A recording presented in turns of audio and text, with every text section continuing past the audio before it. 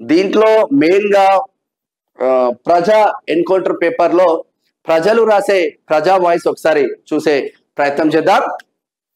నేను పార్టీల పొగడ్తల కోసం రాస్తే నాది వార్తెందుకైతదిరా, కందకంలో కంపు కాదా, నేను నిన్ను పొగుడుతూ జొల్లు కూతలు రాస్తూ పోతుంటే నేను కలం పట్టిన జర్నలిస్టుని ఎందుకైతారా, కంచర గాడిదను కానా, నక్కి నక్కి వంగి వంగి నీ ముఖాల కింద దూరిపోయి నీ సంకలు నాకితే జనాల కోసం రాసే నా కలం రేపటి పొద్దున నన్ను వేయదనుకున్నావా, నాయకుడి పంచజేరి నాయకుడి చుట్టూ చెక్కబదిన చేసుకుంటూ నాయకుడి వేసే ఎంగిలి మెతుకులకు ఆశపడే మార్పే నా మనుగడ అనుకున్న నన్ను చూసి నా కలం కన్నీరు పెట్టదనుకున్నావా అంటూ కనకమామిడి సన్ని జబర్దస్త్ గా రాసిండు.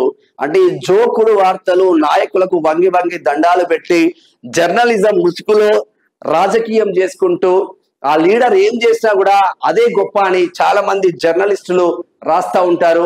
అక్షర ముక్కరాని జర్నలిస్టులు చాలా మంది ఉన్నారు.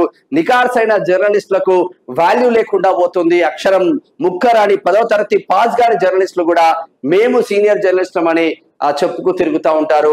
నిజంగా కనకమామిడి సన్ని నా జర్నలిజం క్లాస్మేట్ జబర్దస్త్ అంటే జబర్దస్త్ గా రాసిండు. కలం పడితే ఎట్లా ఉండాలంటే చుచ్చు పడాలి ఒక్కొక్కడికి, ఆ విధంగా రాస్తాడు సన్ని. థ్యాంక్ యూ సన్ని. ఇది